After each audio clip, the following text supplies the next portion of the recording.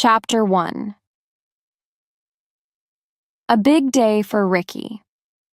Ricky wakes up and looks out of his bedroom window. It's a nice sunny morning. The sky is blue.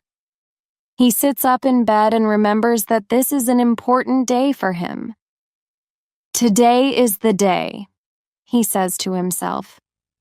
Today, I'm going to try out for the basketball team. Ricky's school, Howard High, has the best basketball team in the state. They win every game that they play. They also have the best coach, Mr. Bergman. Training with Coach Bergman is difficult and tiring. He makes the team practice every day after school and twice on the weekends. He's a tough coach, but that's why the Howard Hawks are the best. All the boys want to be on the team, and today Coach Bergman is going to choose the players for next season. Ricky's a good player, but he's only a junior, and there are a lot of senior boys who want to play too. Ricky's mom interrupts his daydreaming. "Ricky, time to get up," she calls from the kitchen. "Yeah, Mom," Ricky answers. He jumps quickly out of bed. He has a shower and goes downstairs. His father is at the stove cooking breakfast, and his mother is making coffee. "Good morning, Ricky. Do you want 2 eggs and toast this morning?" his father asks. "It's a big day for you, son. You have your team tryouts. You need a good breakfast inside you." "Yes, thanks. 2 eggs, please, Dad," replies Ricky, grinning. "I'm nervous, too," he adds. He takes some milk from the fridge and sits down at the table. "Don't be nervous, Ricky. You're a good player. I know you're going to get on the team," his mom says, smiling. "You practice enough." "Thanks, Mom," says Ricky, "but I'm only 16 years old. Don't forget, I'm only a junior. There are lots of seniors who want to play. They are big and strong." Mr. Anderson puts Ricky's eggs and toast on the table. "There you go, Ricky. Have some orange juice, too. You need all your energy today." Ricky eats his eggs and drinks the orange juice. The doorbell rings and Ricky's best friend, Tony Caruso, comes in. "Hi, Ricky. Hi, Mr. and Mrs. Anderson. Still eating, Ricky?" Tony asks and sits down next to his friend. "Hello, Tony. You have a big day today, too," says Mrs. Anderson. "You're trying out for the team, too, aren't you? Would you like some orange juice or coffee?" "Yes, thanks. Some juice, please," replies Tony. "Yeah, we all need all our strength today. Coach Bergman's going to be really tough on us this afternoon," laughs Tony. "You and Ricky are both talented players, and you're better than some of the seniors. You're going to do well," says Mrs. Anderson. "Thanks," says Tony. He looks at Ricky's father. "What are you reading, Mr. Anderson? Isn't that a photo of Howard High School on the front page of the newspaper? What does the article say?" "Crime in our high schools is increasing," quotes Ricky's dad. "It says someone broke 3 windows at the high school last night. They think vandalism and crime is increasing in schools in our area." At that moment, the phone rings. Mrs. Anderson answers it. "Yes, he is. Just a minute, please. Ricky, it's for you. It's Stacy." Stacy is Ricky's new girlfriend. She's in his class at Howard High. She's the prettiest girl in their year, and she's intelligent. Ricky likes her a lot. "Hi, Stacy," Ricky laughs. "What? Oh, thanks. We need some luck. Yeah, see you at school. Bye." "Stacy's a great girl, Ricky. You're really lucky," says Tony. Ricky is a bit embarrassed. He doesn't like to talk about his girlfriend in front of his parents. Yeah, I know, Tony. Your girl, Trish, is nice too, he says. Listen, we want to go to a movie this weekend. Do you and Trish want to come with us? He asks. Sounds fun, but we have to think about basketball today, not movies, says Tony. He picks up his glass of orange juice. Here's to us! Today we're going to play like Michael Jordan. The boys touch their glasses and drink. Ricky looks at the clock. Oh, it's late. We have to go, he says. He picks up his plate, puts it into the dishwasher, and gets his bag. Thanks. Mom, Dad, see you later, he calls. Bye, honey. Good luck, calls his mom. Good luck, son, shouts his dad. Chapter 2. Mysterious Messages. Ricky and Tony get off the school bus and walk towards Howard High. They're both very tense and excited. They talk about the tryouts all the way. It's going to be hard to study today, says Ricky. I'm too excited, and we have an English test this morning, too. Yeah, I know. It's going to be difficult, says Tony. They walk to their lockers to get their books. Hey, Tony, look, says Ricky. There's a note on my locker door. What does it say? Tony asks him. Ricky opens the note and reads it aloud. Don't go to basketball practice today. Something bad is going to happen. Ricky looks at his friend, puzzled. What does it mean, Tony? I don't know, says Tony. It's probably just a joke. Maybe someone wants to frighten you. Maybe someone wants to make the team and doesn't want you to come to the tryouts. Forget it, Ricky. He opens his locker. A note falls out onto the floor. Hey, Ricky, I have a note too, he says, surprised. He reads his note to Ricky. Basketball is for men, not boys. Don't try out for the team or something bad is going to happen. Who is sending these notes? Who wants to threaten us, boy? Asks Ricky. I don't know, but I don't like it, replies Tony. Hi, Ricky, says a friendly voice then, and Stacy Johnson walks over to their lockers. She is tall, with long blonde hair and blue eyes. She is smiling at Ricky. Hi, Ricky. Hi, Tony. How are you? She says. She gives Ricky a hug. Oh, hi, Stacy, replies Tony. Great. How are you? What's the matter? She asks then, seeing his worried expression. Is something wrong? Oh, it's probably nothing, says Ricky. We found 2 notes in our lockers, says Tony. We think it's a joke, but can I read them? Asks Stacy. She looks at the notes. I don't think this is a joke. Let's tell the principal. Hey, wait a minute, replies Ricky. We don't need to do that. I think Tony is right. The notes are jokes. I'm not scared. Let's forget them. Ricky, these notes aren't jokes, says Stacy. Someone wants to frighten you. But why? Okay, don't tell the principal, but please tell Coach Bergman. Suddenly, the bell rings for their first class. Time to go, says Ricky. Look, Stacy, don't worry. These notes are nothing. See you at lunch. Oh, okay, see you then. And Stacy walks down the hall with a worried expression. Tony and Ricky go to their computer class. They switch on their PCs before class starts. I want to look at last night's basketball scores, says Tony. He goes into the internet. Yeah, The Los Angeles Lakers did it. They won! They beat the Chicago Bulls! He shouts. I want to check my email, says Ricky, laughing. Ricky types in the password for his email.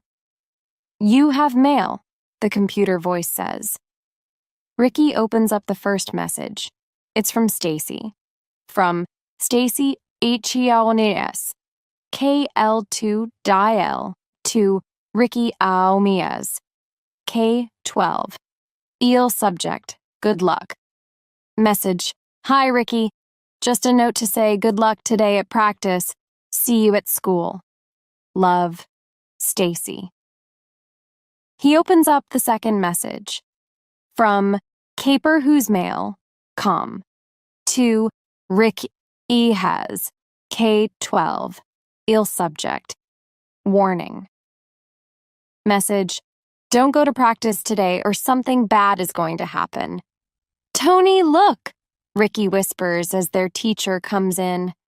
It's another mystery message. Wow, this is weird, replies Tony. Who is Caper? I don't know. The message doesn't come from our school. Look at the email address. Quick, check yours and see if you have any messages from Caper. Tony types in his password. You have mail, says the computer voice. Ricky and Tony look at each other. Tony clicks on the new message. Oh my God, it's from Caper too, he says, opening it. From Caper Who's Mail, com.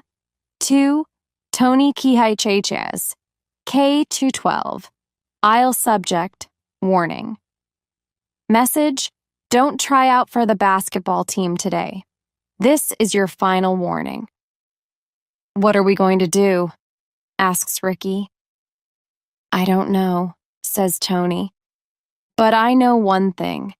These stupid messages aren't going to stop us.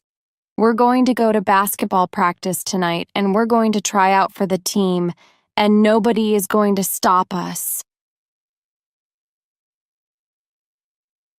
Chapter 3. The Basketball Tryouts. It's lunchtime. Thank God. I'm so hungry, says Ricky to Tony as they leave their English class and walk to their lockers. Me too. English is so hard. I'm always hungry after our English lessons, replies Tony. It isn't hard, it's easy, says Ricky, laughing. But you have to do the homework, Tony. Yeah, okay, I know, replies his friend. They put their books away, lock their lockers, and walk to the lunchroom. Hey, there's Stacy and Trish. Let's eat with them, says Tony. They walk over to the table where the two girls are sitting. Hi, what's the matter, girls? Asks Ricky, seeing their worried faces. Ricky, we're scared, replies Stacy. About what? Asks Ricky. About those notes you and Tony found in your lockers, says Trish. Please show them to the principal, says Stacy. They could mean trouble.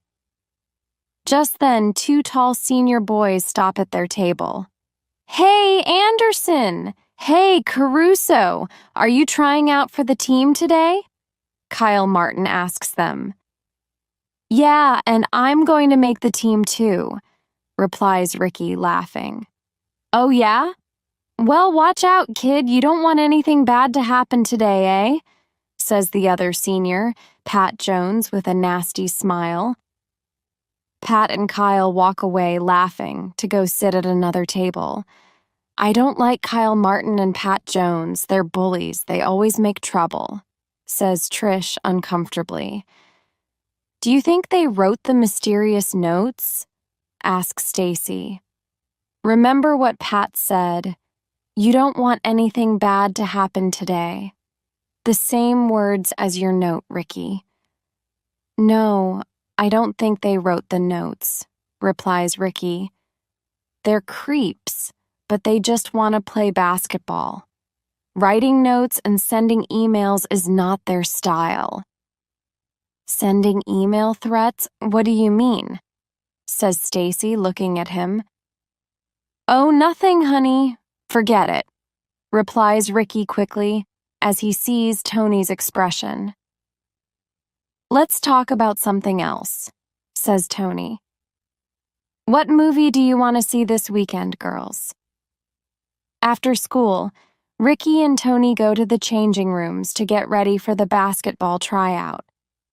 While they are putting on their sports clothes, Pat Jones comes in. He pushes Ricky roughly. Ricky falls against the lockers.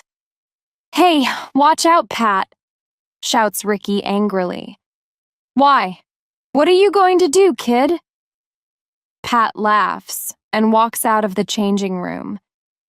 Forget it, Ricky, says Tony calmly. He wants you to get angry. He wants you to play badly so you can't get on the team. Yeah, you're right, Tony. He's a moron, says Ricky after a moment. Come on, let's go out there and show them who's the best. Ricky and Tony walk out onto the basketball court grinning. Okay, everyone, onto the court, shouts Coach Bergman. 25 boys get up and run onto the basketball court. 25 boys want to be on the team, but only 12 boys are needed. Everyone is nervous. The players practice for an hour. Finally, Coach Bergman shouts, Okay, we are going to play a game now. I want to watch you play so I can choose the boys to be on the school team. Play hard and play well, boys. Good luck. Tony and Ricky and 3 other boys are in Team A in the white shirts. Pat Jones and Kyle Martin are in Team B with some of their friends. They're wearing the red shirts. Coach Bergman blows his whistle and shouts, Let's play! He blows the whistle again and the game begins. Tony takes the ball and throws it to Ricky. Ricky dribbles down the court, dodging his opponents to the basket. He plays the ball well. He sees Pat Jones coming towards him and tries a shot at the basket. It's a good shot, but he's too far from the basket. He misses. Tony catches the ball on the rebound and shoots. Swish! The ball goes straight into the basket. 2 points for Team A. Kyle Martin catches it and runs off down the court. He crashes into Tony, who falls to the floor. Hey, Martin, watch out, shouts Coach Bergman. Sorry, Coach, shouts Kyle. Hut Ricky sees him look at his friend Pat and grin. The teams play for 15 minutes. In the end, Team A wins by 16 points to 12. What do you think? Asks Ricky as he wipes his face with his towel. I don't know. It's going to be a really difficult decision for Coach Bergman. I sure hope we make the team, Ricky, replies Tony. Me too, says Ricky. Anyway, Tony, one thing is sure. Those mysterious messages were just a joke. Nothing bad happened at the tryout. No, it didn't. Not yet, says Tony. Chapter 4: A Hit and Run. The next day, Ricky and Tony arrive at school early. There is a van from the local newspaper in front of the school. 2 journalists are talking to a group of students outside the school gates. Why are those news reporters here? Asks Ricky, surprised. I don't know, replies Tony. Look, Trish, Stacy, and Mr. Stockton are talking to them. Let's find out what's going on. Mr. Stockton, we are doing another news article about the increasing problem of crime in our high schools. Is there a lot of crime at Howard High? One news reporter is asking the principal. Mr. Stockton says, No, we don't have much crime here. Sure, we have some vandalism and we have some minor discipline problems. A few students have truancy problems, but there's nothing major. I think our students feel safe here. Stacy and Trish, do you feel safe at this school? The other reporter asks the girls. Yeah, usually I feel safe, replies Trish. But there are some bullies at the school. What exactly do you mean? What do they do? Asks the reporter. Well, some students are using notes and email. But Stacy interrupts her friend. No, we don't have a lot of crime at our school, sir. We feel very safe here. She frowns at Trish and whispers, Not yet. We don't have any proof, Trish. Trish nods her head. She smiles at the reporters. Yes, all in all, we feel safe at Howard High. It's a good school. Well, thank you, Trish, Stacy, and Mr. Stockton for your time, says the reporter, closing his notebook. Don't mention it, replies the principal. You're welcome, say Stacy and Trish. Tony and Ricky run to catch up with Stacy and Trish. Hey, what did they want? Asks Ricky. They're writing another story on crime in high schools like the one in the newspaper yesterday. Remember the broken windows at school the other day? Says Trish. They're trying to find out what happened, who the vandals are, and why they did it. So why were they asking you? Asks Tony. I don't know. Maybe because we're so gorgeous, jokes Trish. Ricky, you and I have two famous girlfriends, he replies, and everybody laughs. Hey, what happened at the tryouts yesterday? Stacy asks then. Are you two on the team? We are going to find out at lunchtime, says Ricky. Let's meet at the gym then, says Trish. Okay, see you there, replies Ricky. The four friends meet at the gym later. Tony and Ricky see two boys standing near the coach's door. Their heads are down. They're not smiling. Oh no, says Ricky. Eric Kaplan and John McMillan aren't on the team. Look at their faces. They're seniors too. I think they're very good players. Well, obviously, Coach doesn't agree. Keep your fingers crossed, says Tony. Let's hope we make the team. They walk to the notice board outside Coach Bergman's door and look at the team list anxiously. Yahoo! Congratulations, Ricky and Tony, cries Trish suddenly. You're on the team. Look, there are your names. Hey, that's great, shouts Stacy, hugging Ricky. You're the best. Eric Kaplan comes over to them. You were lucky this time, Caruso and Anderson, he says furiously. But remember, you're just kids. Coach made a big mistake.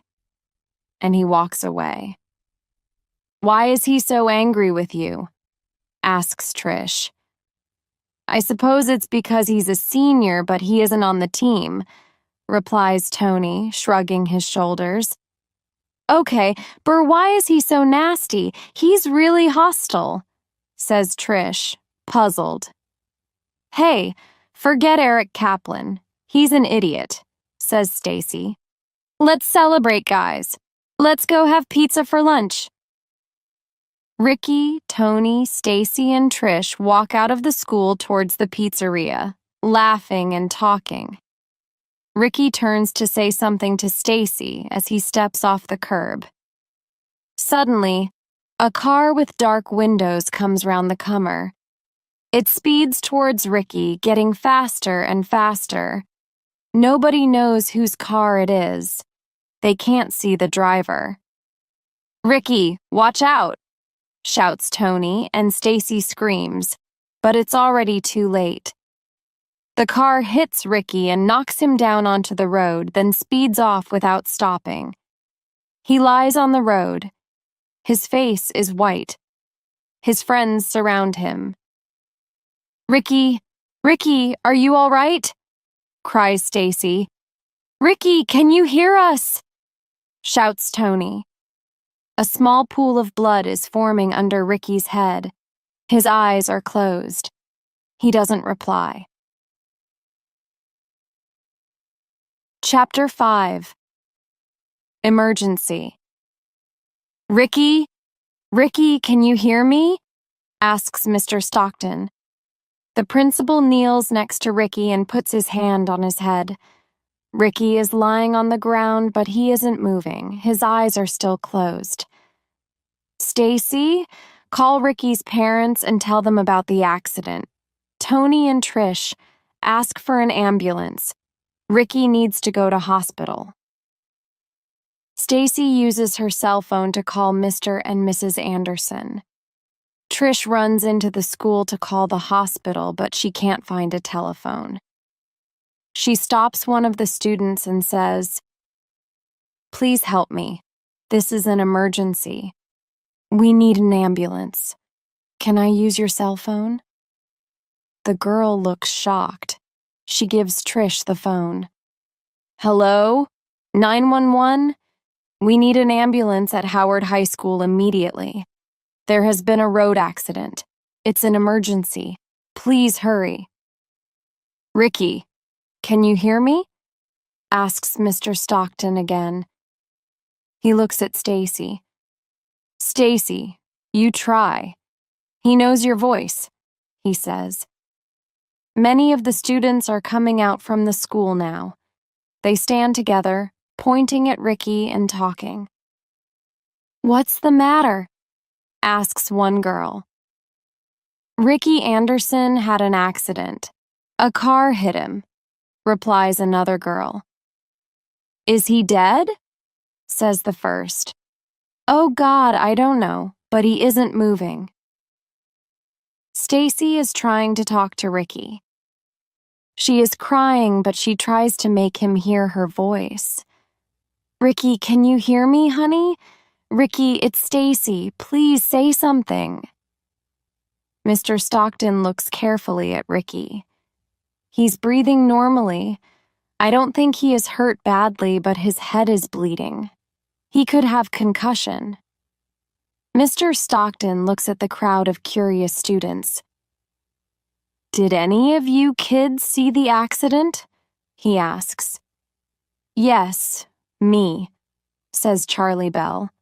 "A red car came out of the parking lot very fast. It went straight at Ricky and knocked him down." "What about the driver?" asks Mr. Stockton. "Who was it?" "I don't know. The car had dark windows, but I think there were 2 people in the car," replies Charlie. "Did you recognize them?" asks Mr. Stockton. "No, sorry, Mr. Stockton," replies Charlie. Suddenly, Ricky moves a little bit. He groans. "Oh, my head hurts," he says. "Oh, Ricky, you're okay," cries Stacy. She holds his hand. She is crying. "My leg. I can't feel my leg," Ricky says weakly. "Help me, please." Tony kneels down next to his friend. "Ricky, listen. Don't move. The ambulance is coming. Your parents are going to the hospital," he says. Ricky is very weak. He can't speak Hut. He nods his head. The ambulance drives up to the school, its siren flashing, and 2 paramedics get out.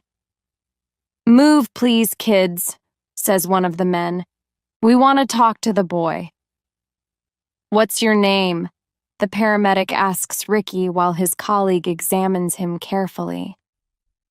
"Ricky." "Anderson," replies Ricky very quietly. He tries to move and groans with pain.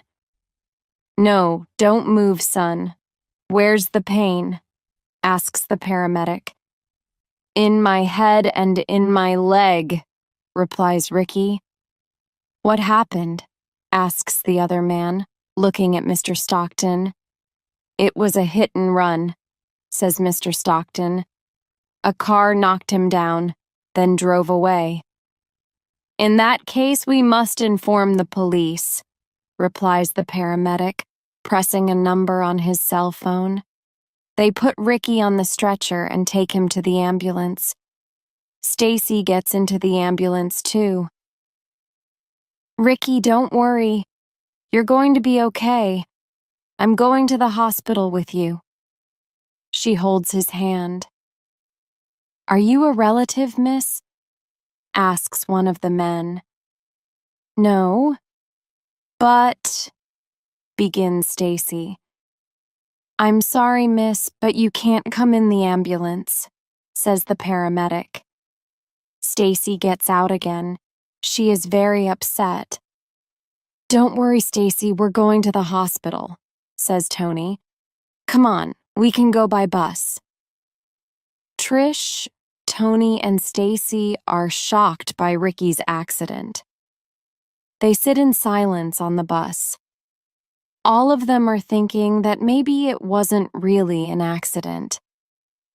We have to find the driver of that red car, says Stacy. I'm sure he has some connection with the notes and emails you guys got. Those notes were not a joke. Someone wants to hurt Ricky. And Tony, you're next. Chapter 6. In hospital. The ambulance arrives at the hospital. Mr. and Mrs. Anderson are already there. They watch anxiously as the paramedics pull the stretcher out of the ambulance. Oh, Ricky, are you all right? Asks his mother. She runs to her son's side. Yes, I think I'm all right, Mom, replies Ricky. Don't worry. What happened, son? Asks his father. You can tell your parents the story later, says one of the paramedics. You must rest now. Then the doctor is coming to see you. They take Ricky to the accident and emergency department and put him to bed. When they move him from the stretcher, his leg hurts very much. His parents are worried when they see the pain on his face. What's the matter with Ricky's leg? The doctor is coming soon, the paramedic tells them, and leaves the family alone in the room. Ricky starts to tell his mother and father the story. We were all walking out of the school gates. One minute Tony and I were talking about the basketball team, and the next minute a car knocked me down. I don't remember anything after that, he says. Basketball team? Asks Mrs. Anderson. Oh, yeah, Mom, I made the team. Our names are on Coach Bergman's list, says Ricky. He smiles and then he groans in pain as his leg starts to hurt again. His mom takes his hand. Don't worry, honey, the doctor is coming now, she says. At that moment, Trish, Tony, and Stacy arrive. Ricky, how are you? Asks Stacy. She comes over to the bed. She takes his other hand. I'm all right, Stacy. Thanks, Ricky says, smiling. The doctor is coming to examine him now, Stacy, Mrs. Anderson tells her. We know about the accident, says Mr. Anderson to Tony. Do you know who the driver of the car could be? No, I'm sorry, Mr. Anderson, I don't. I didn't recognize the car, replies Tony. The car has dark windows, adds Trish, but Charlie Bell thinks there were 2 people inside. It must be someone who hates Ricky, says Stacy sadly.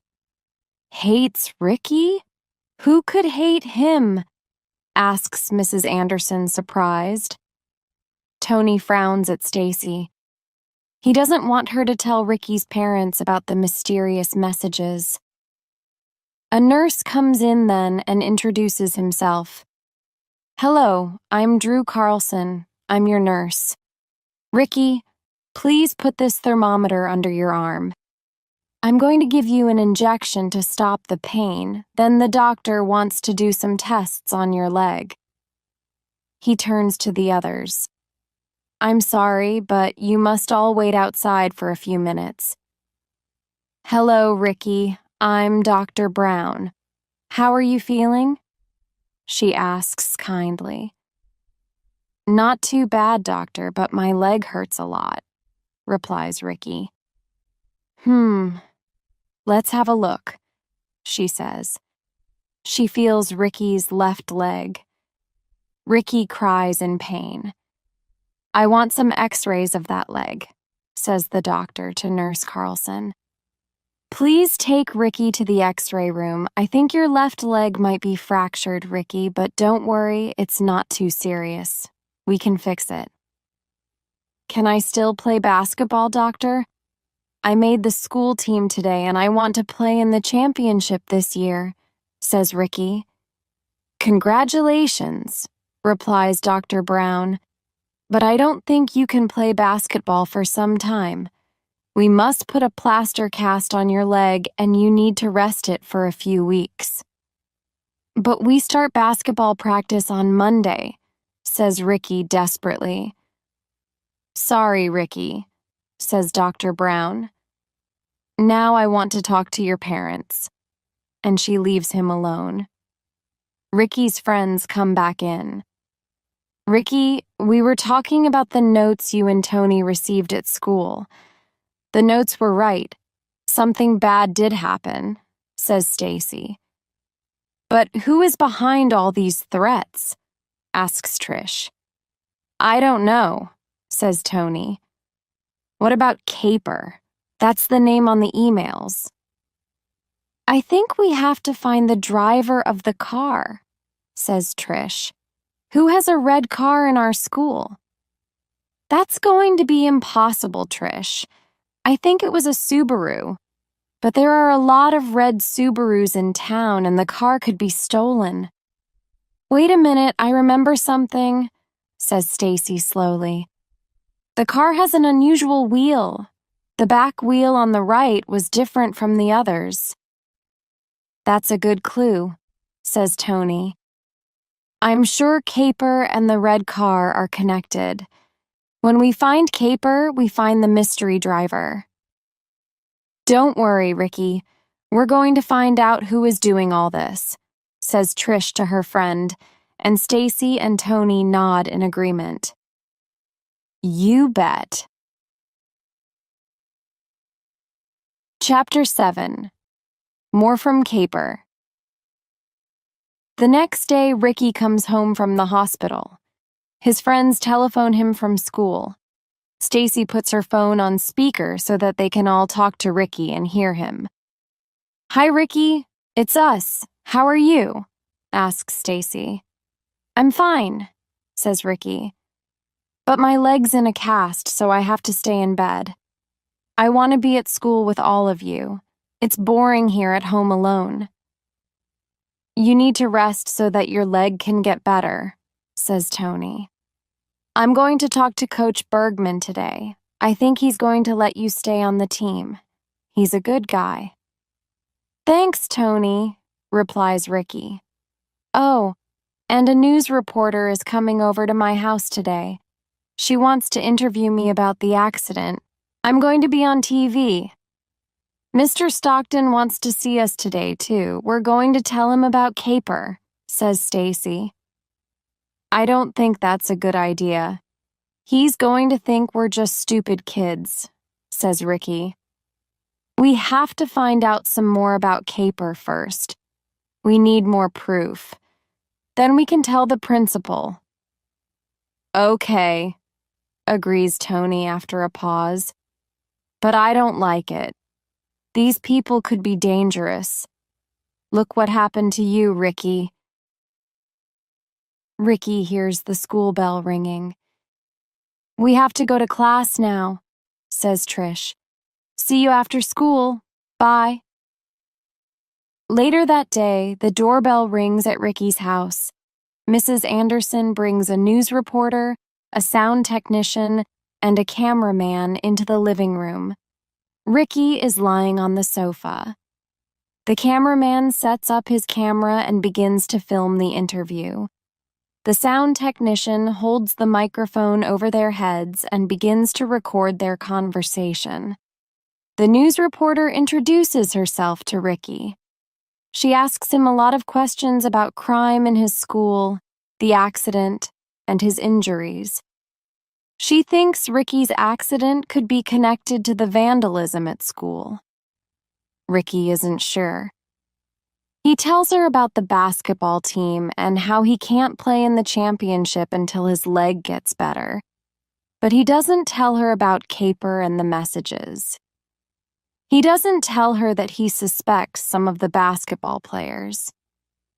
He knows they can't prove there is a connection between them and the accident. Not yet. During lunchtime at school, Tony, Trish, and Stacy go to the computer room. Tony opens his email. There is another strange message. It says, from Caper Whose Mail. Com to Tony CH8, K12.il. Subject, warning. Message, Anderson's accident wasn't an accident. You are next Caruso.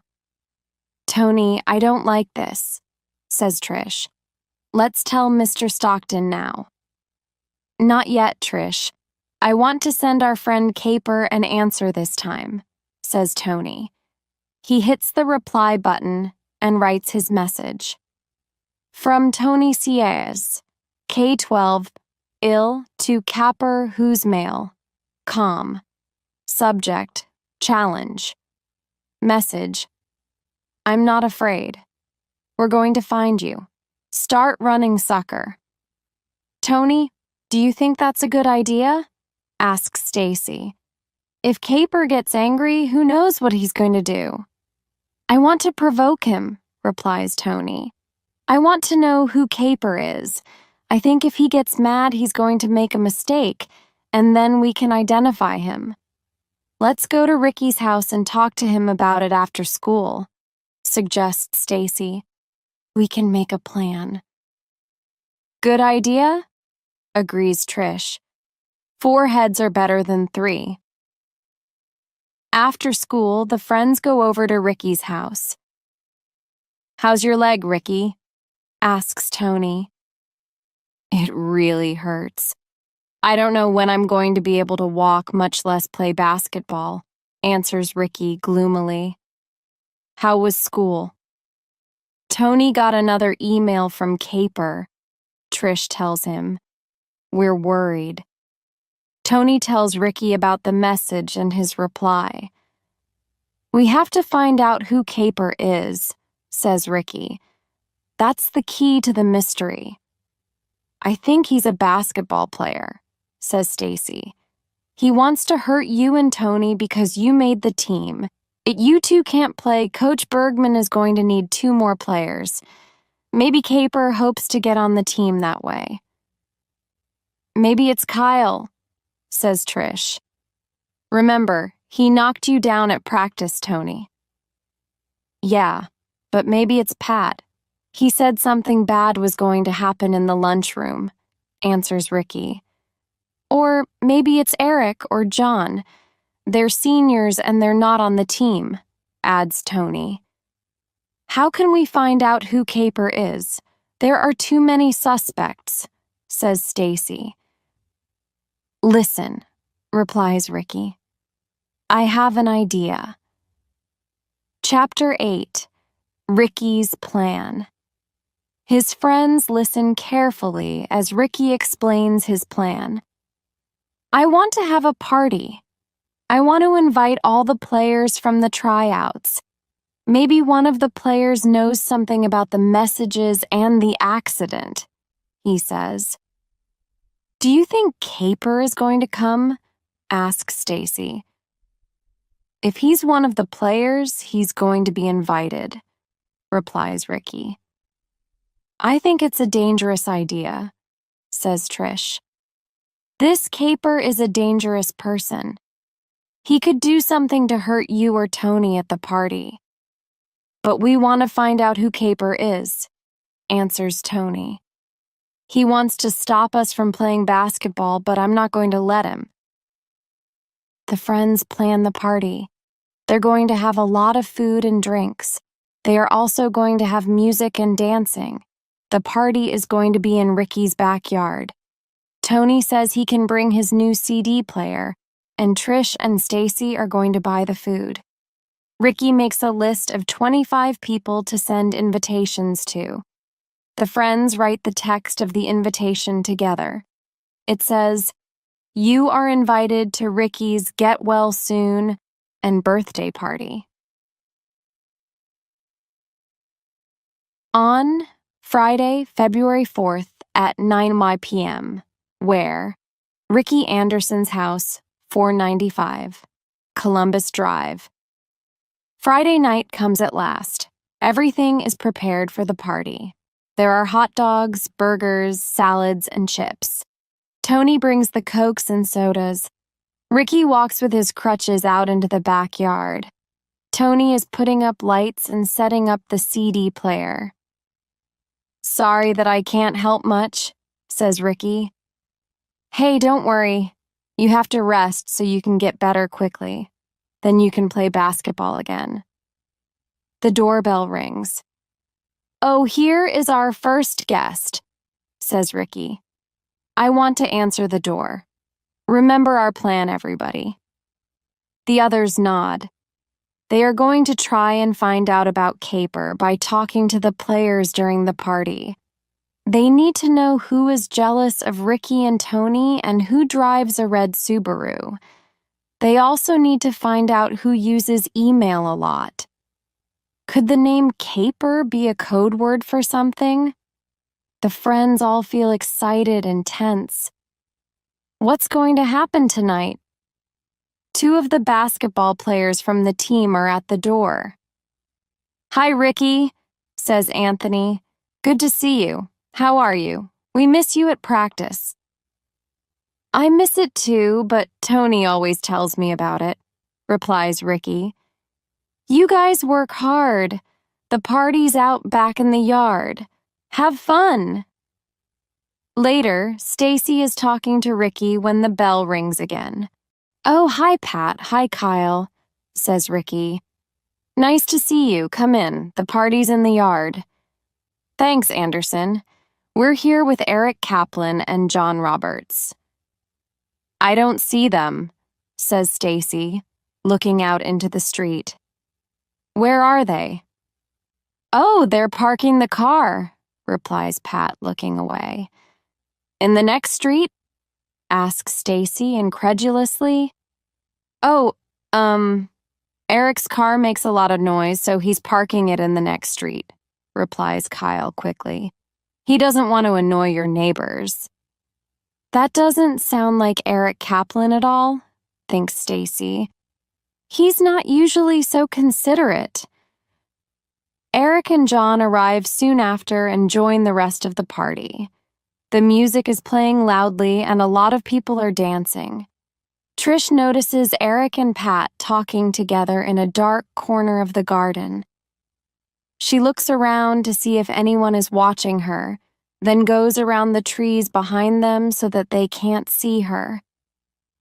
She goes nearer and listens to them. "They don't suspect anything," Eric is saying. "They're too stupid." "Well, it was a risk to bring the car tonight." "That wasn't clever, Eric," replies Pat. "I parked it in the next street so they can't see it, and the mechanic is going to change the wheel on Monday. No one will recognize my car then," says Eric. "I hope not. We could get into trouble." Pat is nervous. "Hey, don't worry, Pat. Anderson isn't going to play basketball again, and we're going to stop Caruso too," replies Eric. Let's go back to the party before someone notices us," Pat says. Trish quietly comes out of the shadows and goes over to Tony. "Tony, quick, get Stacy and Ricky and meet me in Ricky's room in 5 minutes. I have something important to tell all of you." The four friends are sitting on Ricky's bed looking expectantly at Trish. "What is it, Trish?" asks Stacy. "I think I know who the driver of the red car is," replies her friend. "Who?" asks Ricky. "Eric Kaplan. Now he wants to stop Tony, too." Tony's face is white. "How do you know that, Trish?" he asks. "I heard them talking in the garden. They didn't see me," she explains. "What are we going to do now?" asks Stacy, afraid. "I don't know yet," replies Ricky.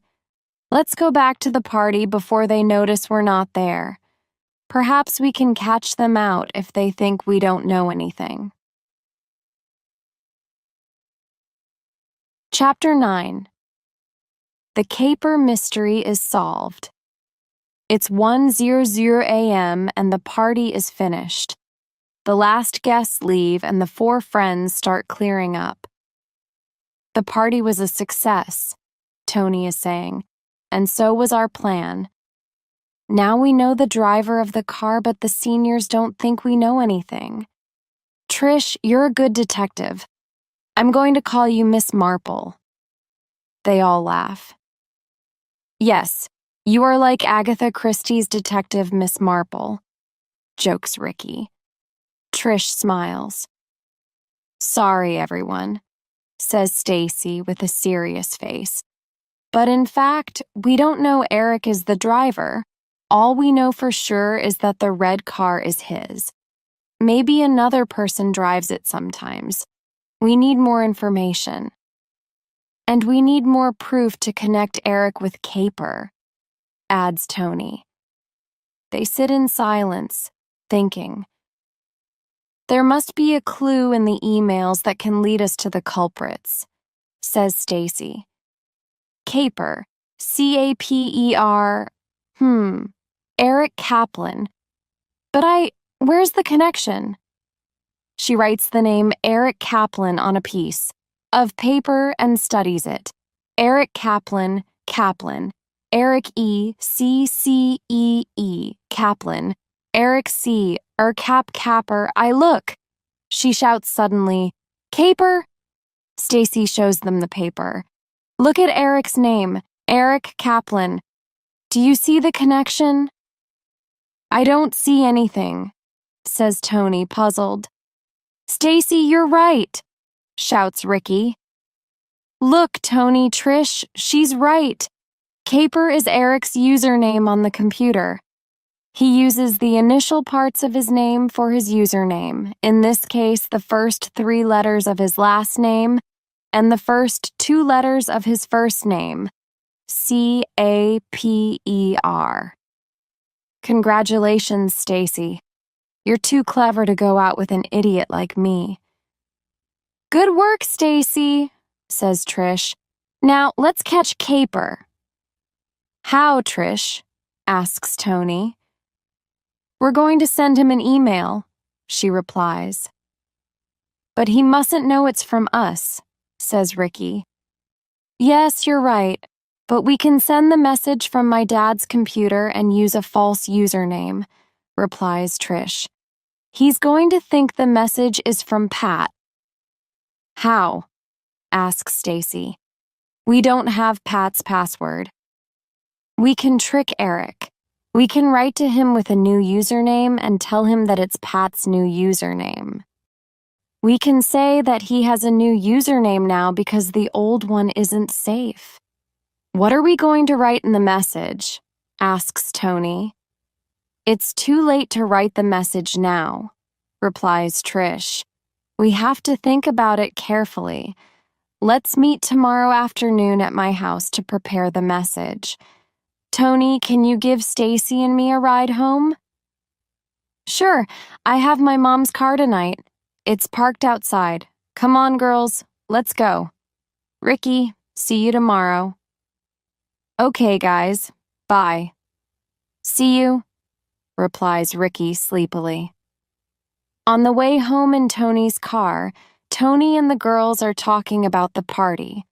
Tony comes to a red light and puts his foot on the brake. but something is wrong. The car doesn't stop. Tony pushes and pushes on the brake pedal, but nothing happens. "Tony! Tony! What are you doing? Stop the car!" shouts Stacy. "I can't!" cries Tony. "The brakes aren't working." Another car is coming towards them very fast. Tony turns the wheel hard to avoid the other car.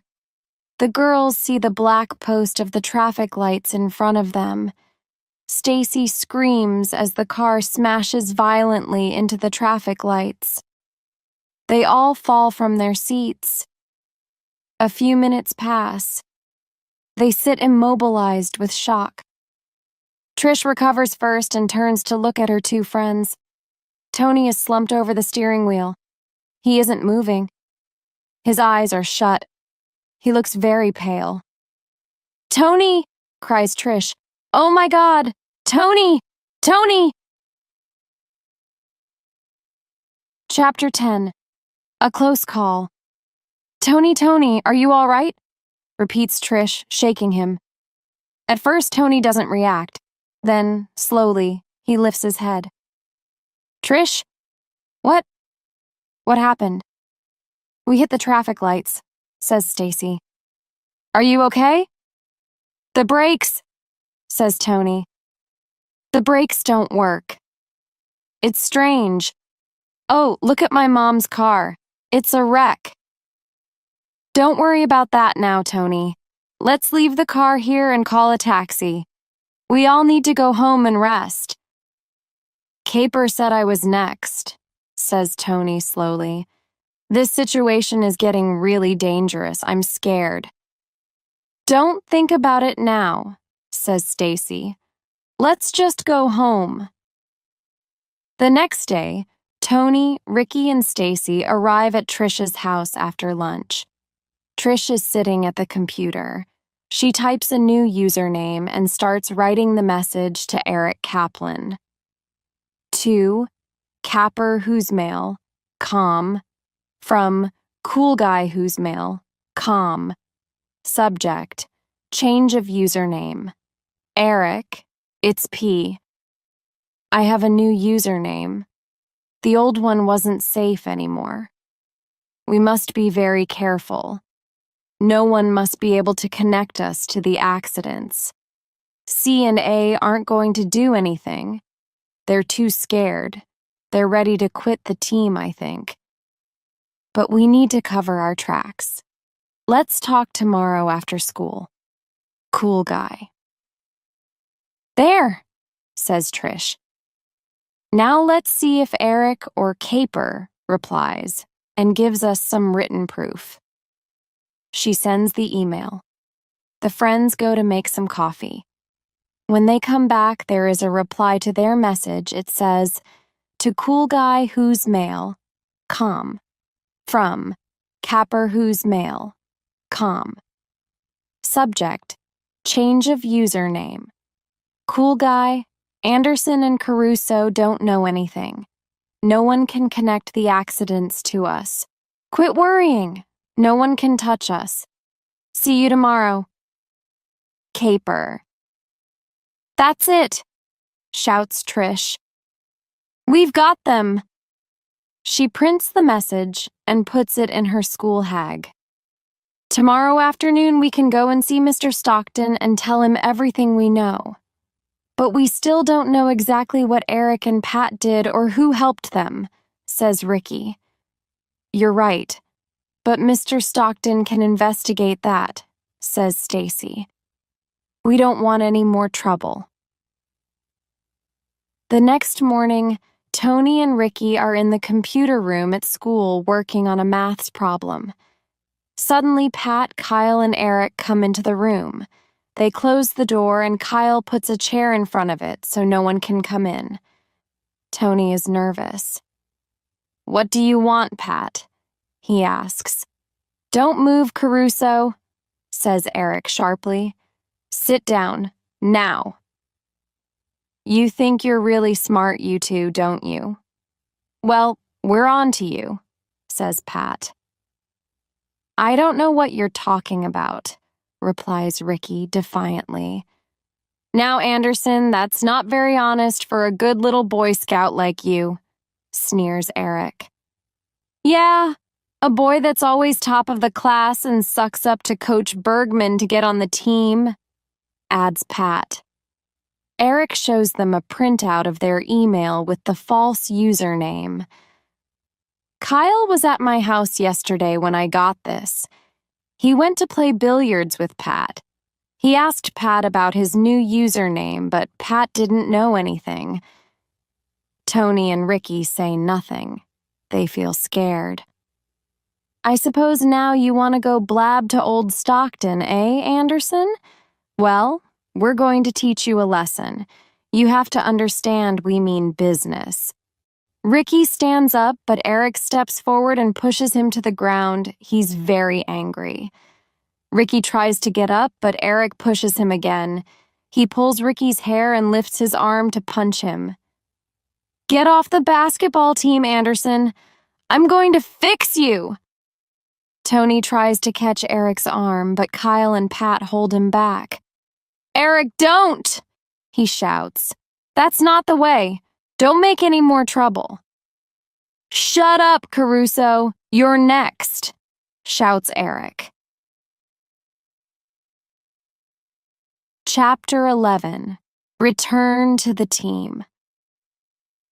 Suddenly they hear voices in the corridor outside. Ricky sees Stacy's face at the glass panel in the door. Someone tries to open the door from the other side. Kyle shouts to Pat to help him keep it shut. Eric is too angry to notice. He hits Ricky on the head. Ricky is on the floor. He can't get up because of his leg. Then he sees his crutches next to the computer table. If he can reach one of them, he grabs Eric's leg and pulls him down. Eric falls and, at that moment, Ricky grabs the crutch and pins him down with it. The door opens with a crash, and Mr. Stockton and some of the senior boys burst into the room. That's enough, boys, he shouts. Kaplan, Martin, Jones, go to my office immediately. You're in serious trouble. The police are coming for you. Eric is furious. As the seniors lead him and the others away, he shouts at Ricky and Tony, I'm going to finish you. I'm going to break your other leg, Anderson, and yours too, Caruso. Later, the four friends are in the lunchroom at school when Mr. Stockton walks over to the table. He smiles at the four students. Kyle, Pat, and Eric are not going to be in school for a while. The police are investigating their part in Ricky's accident and the problems with Tony's mom's car. Kyle and Pat aren't going to play basketball this year. Coach says he doesn't want troublemakers on the team. He turns to Ricky. I see you don't have your crutches anymore, Ricky, he adds. When are you going to start basketball practice again? Well, the doctor says my leg is much better. I can start playing again next month, replies Ricky. That's good, but take it easy. You don't want to hurt your leg again, says Mr. Stockton. Now, there's a newspaper reporter in my office who wants to talk you. He wants to do a story in the local newspaper about Eric and your accidents. Come to my office in 30 minutes. Stacy, Trish, you two girls too. Later in the afternoon, Ricky and Tony are in the locker room. Tony is getting ready for practice when Anthony comes in and talks to them. Kyle Martin and Pat Jones are off the team. Coach says I'm on the team. I'm going to play in the game on Friday night. That's great, Anthony. You're a good player. You deserve it, says Ricky, smiling. I hope your leg gets better and you can start playing again soon, Ricky, replies Anthony. We're going to be a fantastic team this year. They walk out onto the basketball court. Ricky sits down to watch the practice session.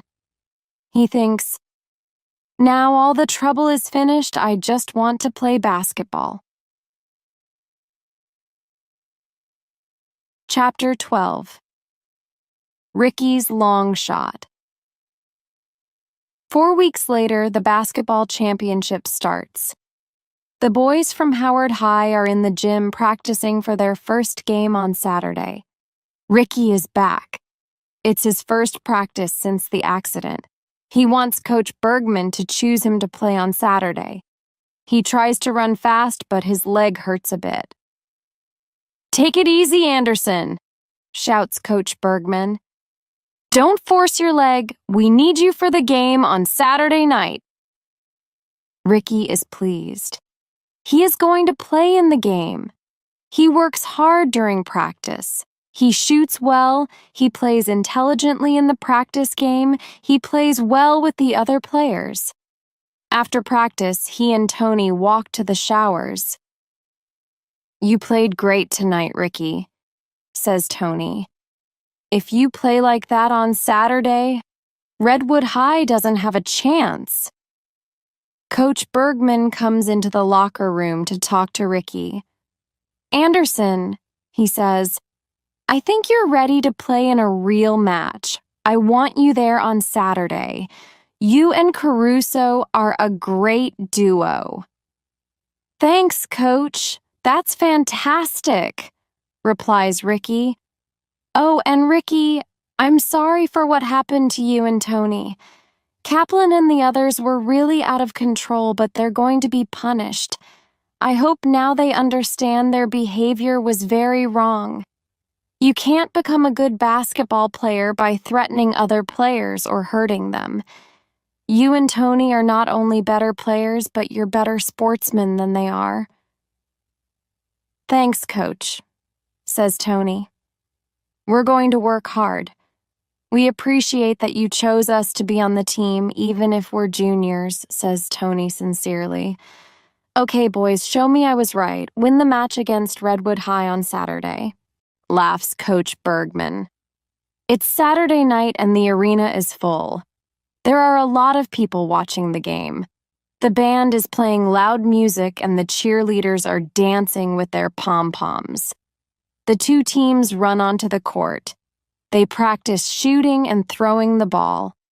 Then the buzzer sounds and the game begins. Coach Bergman calls his players into a group. "Well, guys, this is our first game of the year. Redwood has a good team. It's going to be a tough match. Do your best." All the players nod.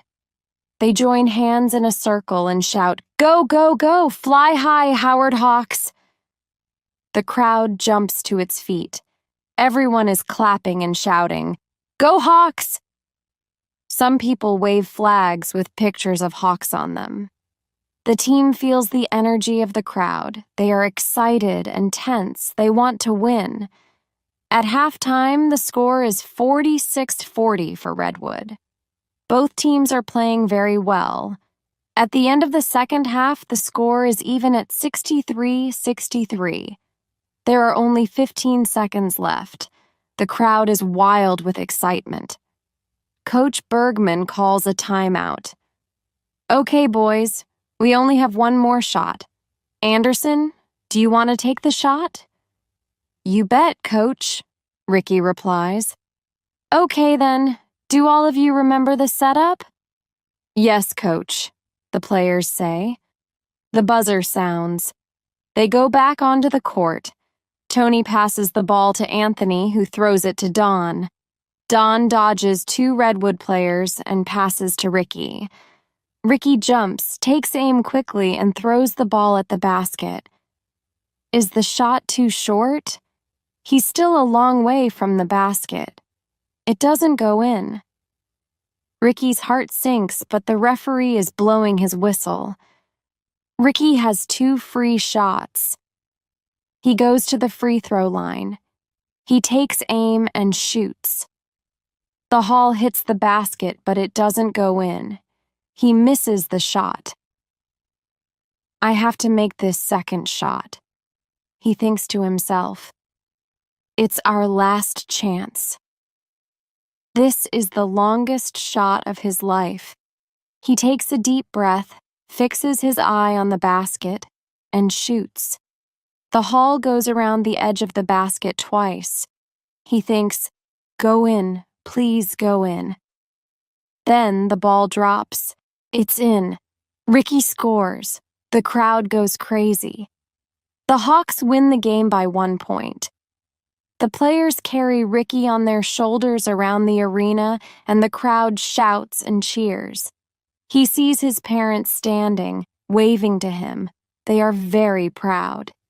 He sees Stacy jumping and cheering and Trish next to her. He knows that this is the happiest moment of his life. After all the difficulties he had before this game, now he knows it was worth it. The day he played the long shot.